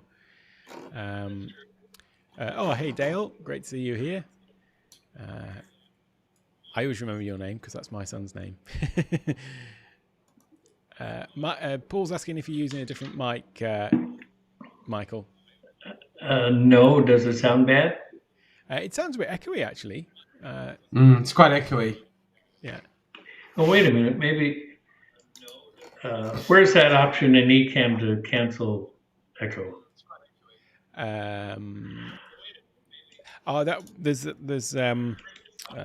That's more for when you're doing interview, when you're hearing somebody back. This is more like just the room noise, as if it's not coming from the same mic or something like that, perhaps. I'm not sure. Let me have a little look. It's the same mic I've been using. Let's have a look. Well, you got to get that fixed. Yeah, it's almost as if it's coming from a different source than usual, to be honest. I don't think that's on my side. We'll have a little test afterwards. Okay. Alex throwing everyone off with the on-time change. Yes, that's Dale. Sorry, I'm late. Yeah, it's the time zones catching everyone out. So, what else have you been up to this week, Michael? How's things going with your? Oh, your website looks great, by the way. Well, thank you. I appreciate it. I've done a website in years, and I couldn't remember half the commands I wanted to use. Yeah. So I'm, doing help sections, but anyway, I got it started. Yeah. I just need to figure. I run it from Bluehost, whereas you're from what do you use? You're on Squarespace. No, I'm not on Squarespace. Oh, I don't know why. I thought you were on Squarespace. Well, I was, but I couldn't figure out how to use Squarespace, and I couldn't figure out how to build my own site and put it up on Squarespace. So I went to got you. Right. I went to a regular used Bluehost for years before, and they always treated me well, and they're reasonable. So I put it up on Bluehost, but they've changed so much since I used them last. Right. That I had to. I've had a lot of phone calls with them. Like my contact page doesn't work. It's supposed to send the email to me in case I'm not on the website and don't know that there's mail, and that isn't working. So I mean, I have a list of things to talk to them about, so I'm going to be calling them. The other thing is I wanted to know how to do the redirect links from their thing. Because I do have some affiliate links now, and I'd like to post them up there. But however, I didn't know how to make a link to your page. I noticed that. Thank you very much. To your channel, yeah. With those redirect links, you want to search for URL mappings. Basically, is what you'd look for that. URL mapping. Yeah, I made a video about that for Squarespace, and it's because you had mentioned about it that I made that video, in fact. But then I was thinking that, because I remember you mentioning Squarespace before, and I was thinking that that's what you were on. But obviously, but I was lost when I tried to make a website, and so I just went back to. I had used Rapid Weaver for years. Oh yes, it's a Mac. Yeah. So I just went back to Rapid Weaver, and Bluehost, and I put it up there. I just need some place to show people where to go. Basically like you do. Yeah. And I threw up a blog just because periodically I might have something to say that I think's important. Yeah. And some of the other seniors out here might think's important. So, anyway. I got it started, and I got enough up there to put affiliate links and stuff as soon as I figure out what the affiliates is, how to do them. But URL mappings, that's what I would do. URL mappings it's called, I think.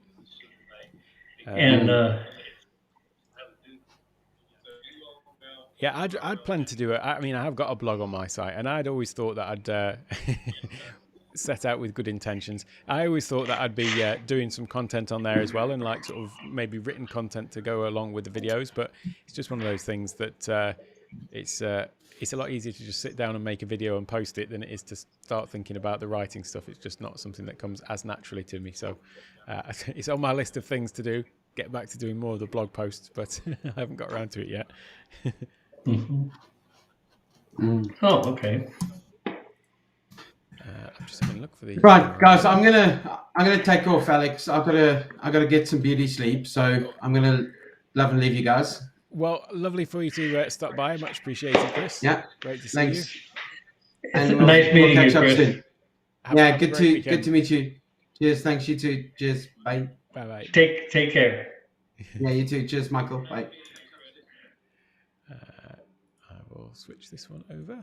There we go. Where's Michael gone? There he is. And how about the? I've got to ask, obviously, about your live streaming plans. I know you've obviously not been well this week, but have you had any thoughts about when to do some more of that? Yeah, in making the website, I wrote down some ideas for one Oh, great. that I want to do. I threw up a recorded video this week for the Marine Corps.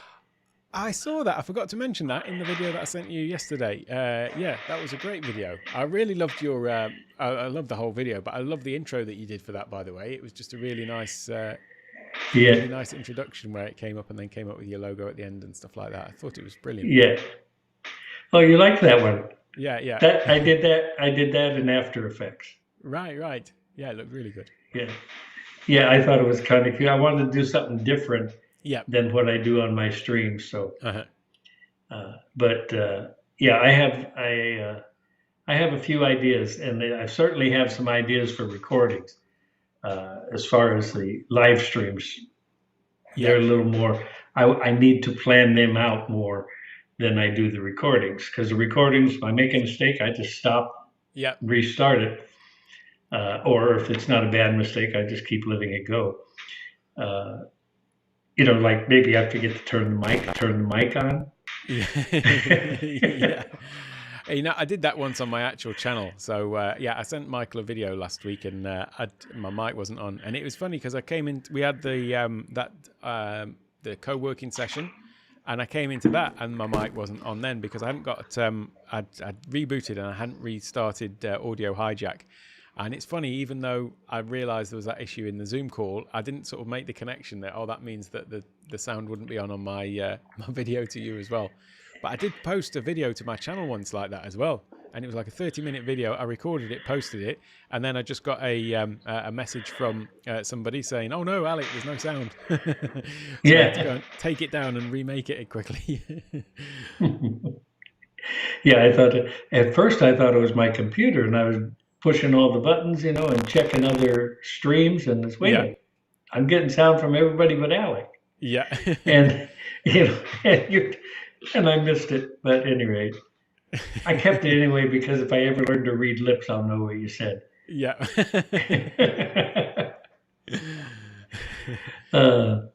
But this is a little heavier than I thought it was. Is it? Yeah, it's like 8 pounds. Oh, right. Or at least that's what UPS had on the label. And Apple's got a new way of shipping things. I was really shipping. There was a tab that you pulled down. Yep. And then the box just opens like that. Oh, Apple have done so much for the world of packaging. Oh, yeah. I really love their packaging. It's like you see everyone sort of copying their style of, everything. The tolerances on cardboard boxes these days, it's amazing what they've done. Oh, I know. Yeah. I have Doc. to. What? Hey, Doc. I've just got to say hello to the boss. It just came. I hope your leg's feeling. Everyone seems to have. You've been feeling not well. Then Chris, who was on earlier, has been not well, and Doc's hurt his leg. So I hope you're feeling a bit better, Doc, and it's not too much, too serious. It comes with age. You were all talking about taking days off, and I was going to type in the comments that I take 7 days a week off.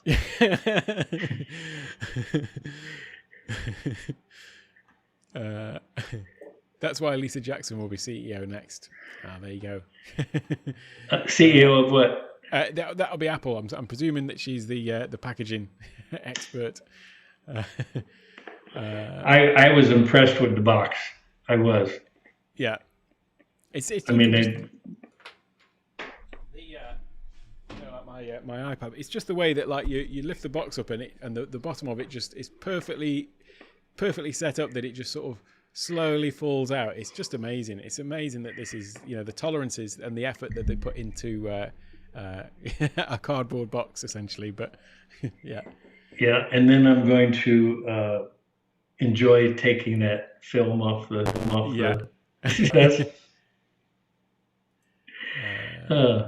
Oh, that's good. A bit better, but still sore. She's I see, the VP of Environmental Impact at Apple.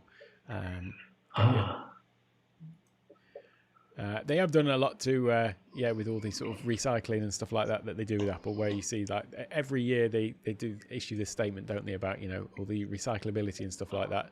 And definitely making making a statement, aren't they, with what they're doing. So which MacBook Pro was it that you got then? I know it was the 16-inch, but did you end up getting the Max? Yeah. The Max it wasn't it? I got the M1 Max. Yeah. And then I only got 1 terabyte of internal storage because, like Doc says, external storage is cheap, and I got 32 gigabytes of RAM. Yeah. I figured that was enough for what I did. Yeah. Because that's what I had in my old MacBook. Yeah. Well, it should really fly fine. then, shouldn't it? With the M1 in it as well, the M1 Max. I would think. Yeah, I can't. I have a question though. Yep. I don't know what operating system it came with it. Probably the most latest. And my question is, some of the software I use has warned me not to upgrade to the latest Apple until they are able to catch up, or I won't be able to use the software. And my question is, if I back this, say this comes with, what is it, 12 is the latest one? Monterey, yeah. Yeah, Monterey. If this comes with Monterey on it, and I tell it to bring my backup down from the cloud, will it put my existing software back on it, or will it keep Monterey? No, it should. It should just bring all of your apps and data over, but it won't. If you're doing like a migration thing, then it won't write over the operating system. It's basically just adding in all your apps and data and stuff like that. So I won't be able to use some of the. One of them is Ecamm. Ken warned us this week about a microphone problem with the latest version of Monterey.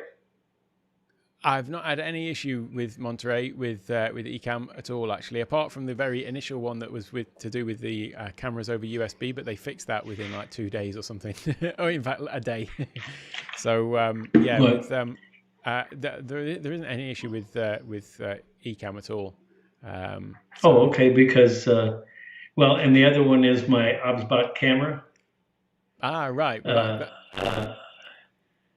They claim that there'll be a fix out for it within a couple of days.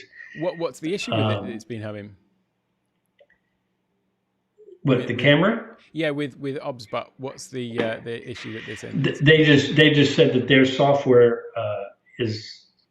I didn't keep the note, but that their present software that controls and runs the camera will not work on Monterey. They're working on a fix, and as soon as they expect the fix to be out very shortly. So right. I'm not overly concerned because I have enough cameras. I don't have to use the OBSBot. Yeah, there you go. And actually, the camera in the new laptop is supposed to be pretty good. So I might see how that works out. Yeah, I might see how that works out. Mm-hmm. Yeah, it looks good footage from there. But no, Ken. He's been using Monterey since June with Ecamm. So. Oh, okay. Yeah. Because Ken posted on the beta group the other day that they knew there was microphones and Monterey, and that they were on top of it, and they would have a fix out shortly. And I've checked every day. Sometimes they're just like the odd issue that it might not even affect you. So like I say, when I first installed Monterey, I was getting an issue with my camera, and it was to do with just certain cameras connected over USB. There was an issue, but Ecamm was still working, and it was working for everyone. It's just that there was this like slight issue, but like I say, that one they fixed within a day or two. So I'm not sure. I haven't looked at the beta group recently, so I'll have to double check that. But certainly for me, it's working fine. And in fact, I haven't had any compatibility issues with this since upgrading for all of the other apps that I'm using as well. But yeah, like you say, you've got some spare cameras at least, so if your OBSBot isn't working. Oh yeah. I think I have a camera or two. It'll work. And a selection of mics as well. I do, yes, yeah. Uh-huh. And figure out what's going wrong with my sound. You said I'm giving an echo? It's one of these things. It sounds like you're not as close to the mic. Like if I got the mic over there, it sounds a bit more like that sort of thing.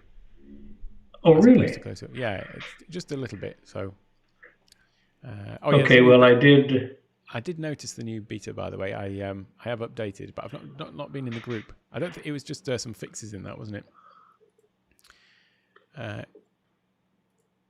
Sounds like I have a short. I'll change out microphones later. But now I sent you a video. Did it sound that way on the video I sent you? No, that was all right, actually. That last video was all right. Because I play those back before I play them back to get the URL. Right. And it sounded all right on YouTube to me. So Uh-huh. when I record for my family, I always play them back and scrunch them down into iPhone size. Yep. And they all sounded fine. I don't know what it is. Uh-huh. Yeah, there's a bit of an echo, but there's also this like interference as well that comes on sometimes. I wonder if I don't think that can be on my side. Like right now. Now, basically it sounds so. It's a proximity issue, not as close to the mic, I think. But there's this bit of interference that's coming through as well sometimes. So it's Cylons, the official word for it. It does sound like that, doesn't it? And just quickly say goodbye to Jeff. Thanks for stopping by. Appreciate it's getting very late there in the UK. Good night, Jeff. That's right. Paul's got the answer. Your current Mac is upset. Oh, you know what? Hold on. Hold on. I have this set for the camera's audio. Let me go to...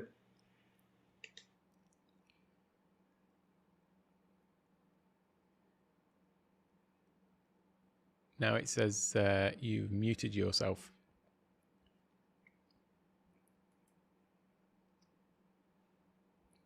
On my side, it's saying that. It still says you're muted. That's terrible, Doc. It's quite funny, though. Does it still say I'm muted? Oh, that's it. That's much better. That sounds much better now. Okay, yeah. I didn't realize it was set for the camera's audio. Yeah, got you. Yeah, that's what it was. It just sounded distant, so... When I joined the stream, I don't remember it asking me what audio I wanted to use. Right. But I noticed this little gear wheel down here, so I clicked on it, and it said I was using the Osbot audio. So now it's okay. That sounds great now. Yeah. Okay. Doc says that your pacemaker was causing interference. That's a possibility. I have two. Oh. Well, you know, when Paul says that sounds back to like you now. Okay. Thank you, Paul. Thank you. I wish I'd have realized that, but at any rate. And that's probably what was set mic delay to 4. Now, is that could be me. To be honest with you, I thought I had got my mic delay set to 4. Do you know what? I haven't in here. I did always have that. Where do you set that? That's in. No, it's he's in. It's all good now. Don't change anything.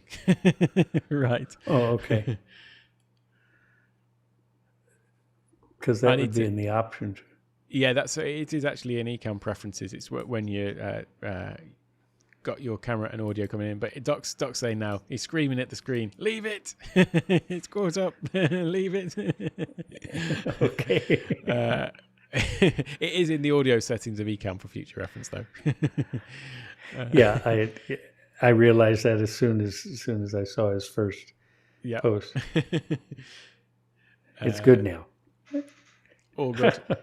So when is your next live stream though? We got sidetracked a little bit there. Yeah, I'm hopefully this week. If not, there'll certainly be some recorded videos up there. But cool.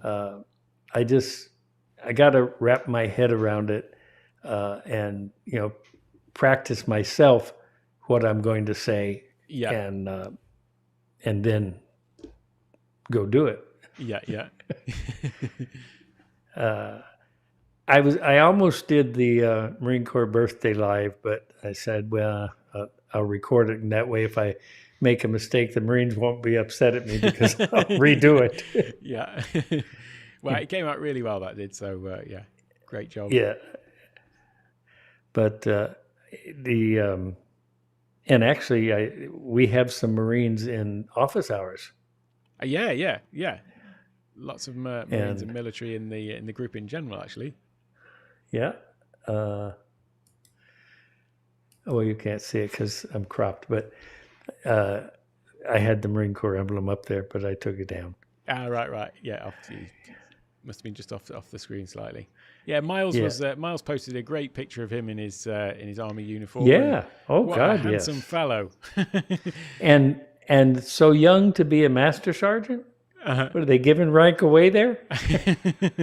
Yeah, I thought that was just such an awesome picture. It looks absolutely, really, really top chap. I thought that was brilliant. No. If he's in office hours tomorrow night, I've got to ask him what that rainbow badge is. I wondered that myself. Yeah. I mean, I'm not familiar with U.S. military badges, but I did wonder what that one was. But I am fairly familiar with U.S. military. Yeah. And I've never seen that before. I don't know if it's something special for I think he's in the National Guard. Right. And it may be something special for the National Guard. I don't know.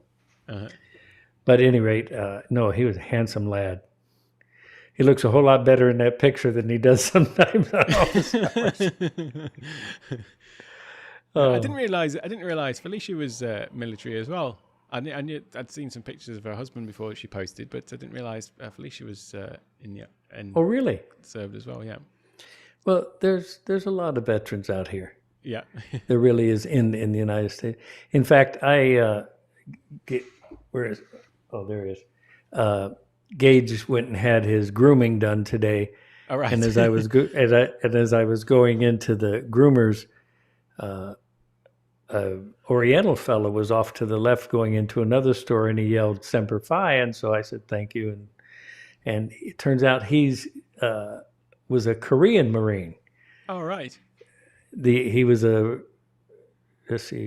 Republic of Korea Marine Corps, ROK, and so I told him that when I was in Vietnam, I had served with a lot of Korean Marines, and he said he was there in Vietnam. So we talked for a few minutes, and we were probably there at the same time.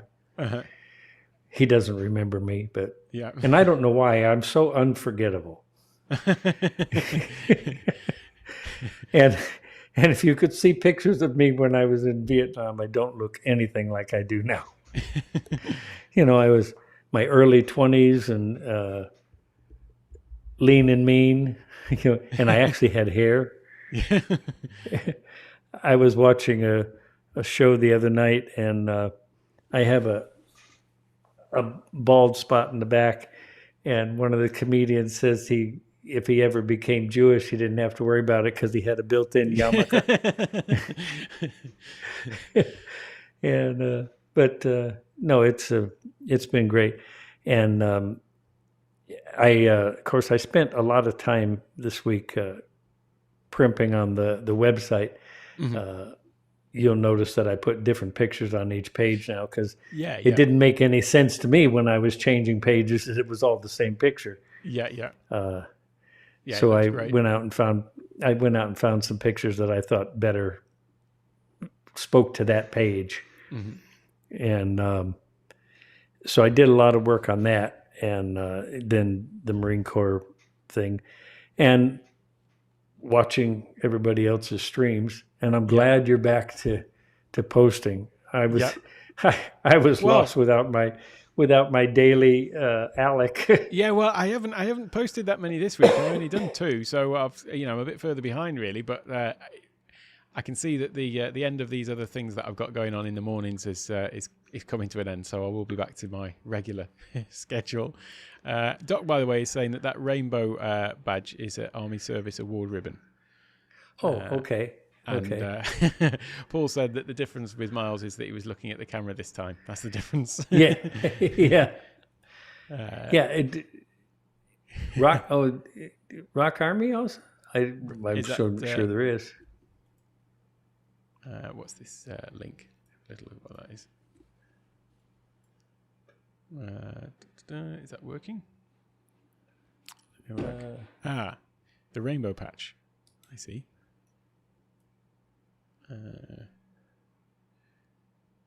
It's the 42nd Division. Stretches like a rainbow from one end of America to the other. Oh, okay, okay. I had just never seen it before, so. And I guess it's a total army type thing instead of just the National Guard. Got you. There we go. Yeah, yeah. Although his rainbow was turned the other way, but that's the same thing, I believe. Yeah. Cool stuff. Thank you, Paul. Yeah. Whoops. I'm pressing my. I'm playing with my foot pedals, and I've pressed the wrong one. They are quite handy. These foot pedals. I've been using them quite a lot in various different things. So I've got it's obviously 3 pedals, but then I've got them all set up with different keyboard Maestro sets for them. So then I can use, I can switch between the controls that they do as well. So, but becoming quite the organist. I'm waiting for the tutorials on keyboard Maestro. And your thoughts on the loop deck, because I still haven't bought it because I want to see how you use it and how you put it together. Yeah. I've got to start using it myself. It's just it's been such a I've had to prioritize other things this week and last week. So haven't had time to get that all set up yet, but I definitely will. It will become a part of my workflow for sure, because I do already like it. The sort of not concerned really, but the thoughts about it that I had before actually getting it into my hand, I've sort of gone really. The idea that the buttons are going to be hard to find and stuff like that is a non-issue as far as I'm concerned. So I'll try and get that. And Doc proved that swiping was not an issue. Oh yeah, that is definitely not an issue, that at all.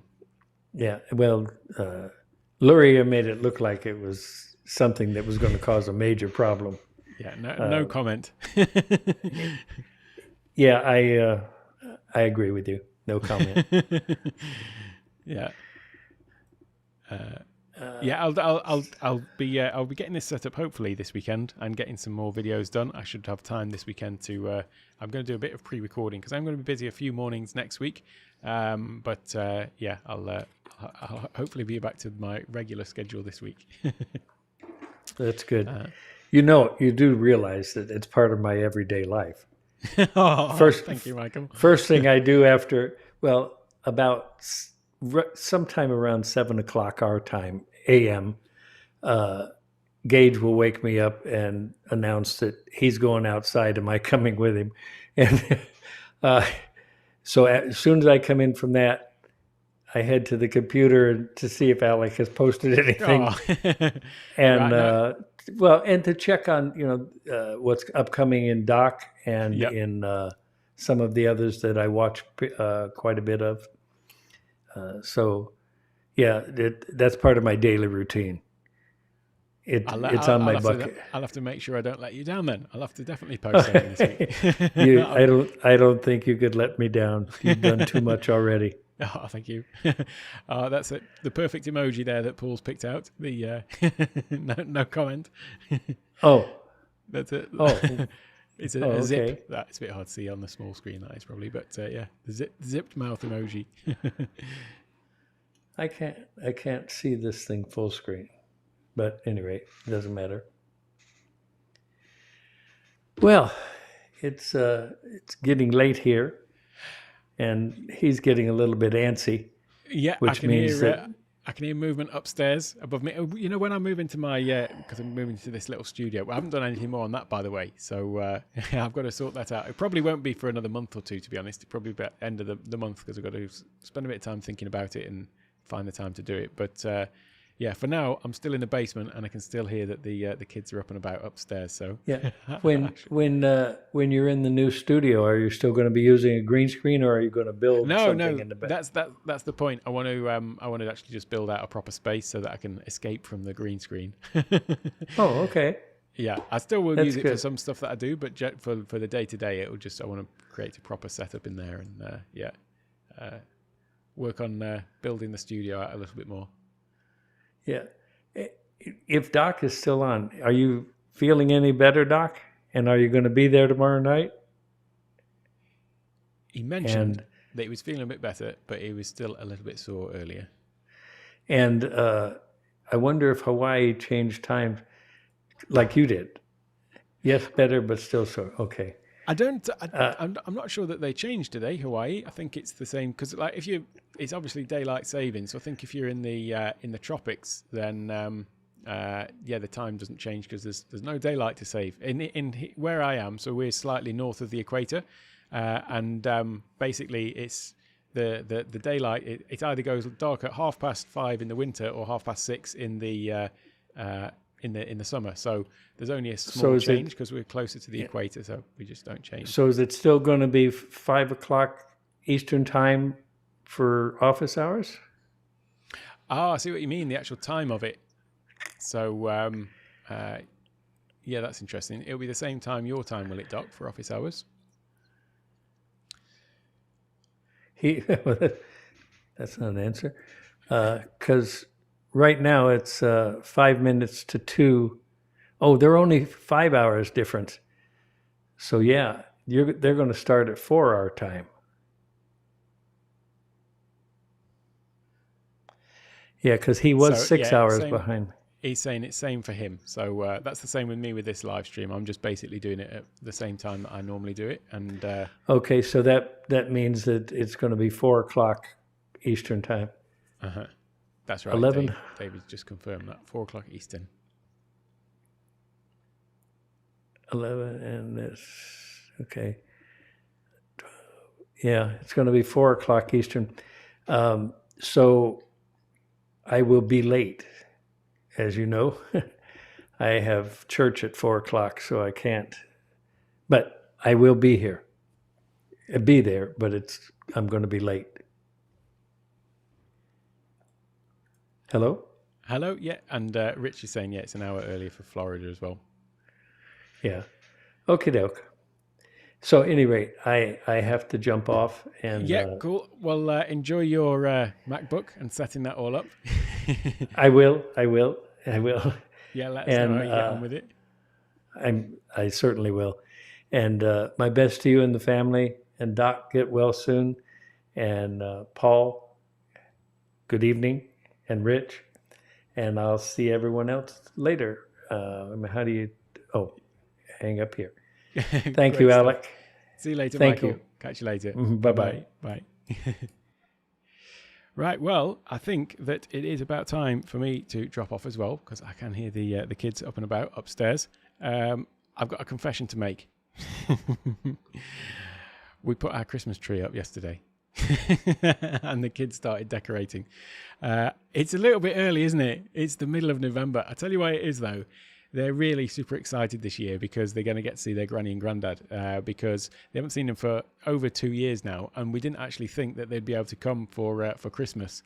But then, almost like at the last minute, Thailand have decided to open up to people to come in and made it a lot easier from as of the 1st of November actually. So my parents have booked to come for 2 months. So they're here over Christmas and then also here over the kids' birthdays as well.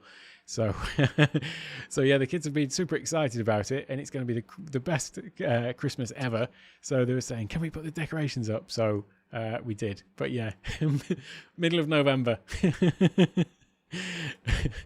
Blasphemy, Rich. But I'm sure I know one person will be happy, and that is Todd from the Christmas Clatter YouTube channel, which is all year round Christmas. I think that is such a cool idea for a channel, Christmas Clatter and the Christmas channel. I am a bit of a Christmas fan. I have got a great clip for Stream Deck, which I'm going to release on the 1st of December on Vlogmas, related to someone in the group, and it's a Christmas related Stream Deck sound effect, but I'm going to save that. That's a little teaser for the 1st of December.